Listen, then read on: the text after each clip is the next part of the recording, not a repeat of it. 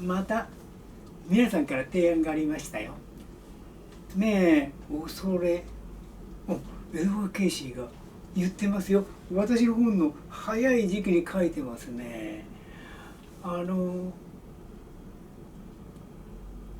恐れが病気の始まりっていうんですね。というより病気って恐れなんだろうね、多分。始まりって宇宙は始まりしかないから、始まりに恐れがあるということかな。うん、始まりになってしまう恐れがあると。で世の中皆さん恐れだらけだと思う。地球のねこれからどうなるのか、人類がこれからどうなるのか、それでさらに詳しく言うと、細かく言うとね、日本国どうなるのか、さらに言うと我が家はどうなるのか、これ恐れですよね。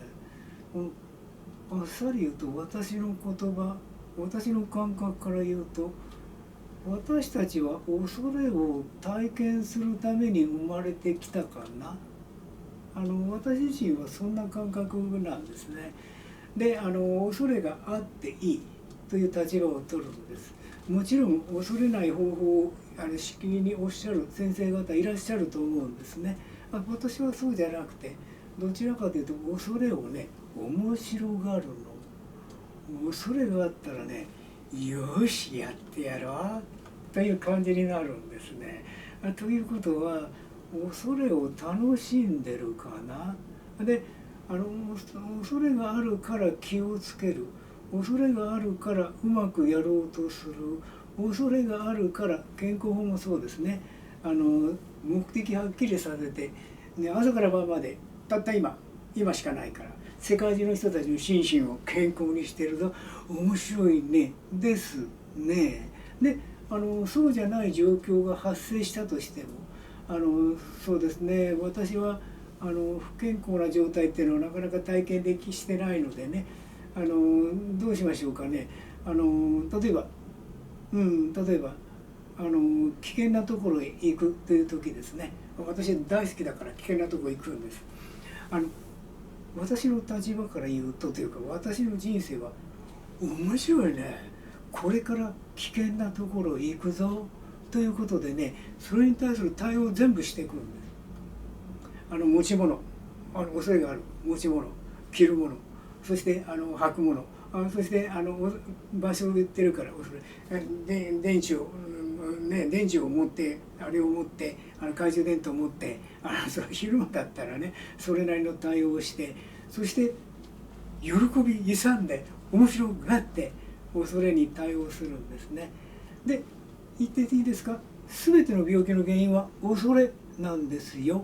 ですから恐れないようにするんじゃなくて素晴らしい体験をしに行くぞという感じなのでね、喜んでるかな。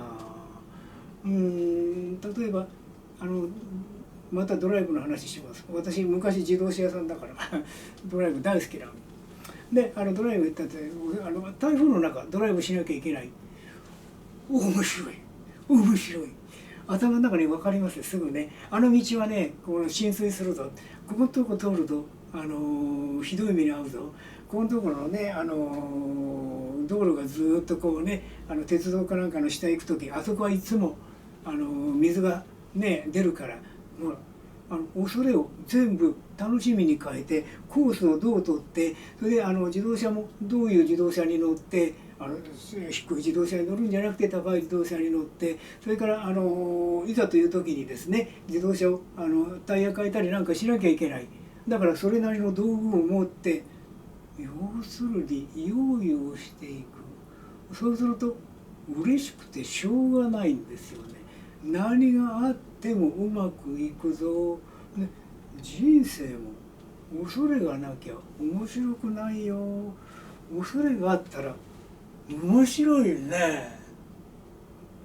ワクワクですね。はい。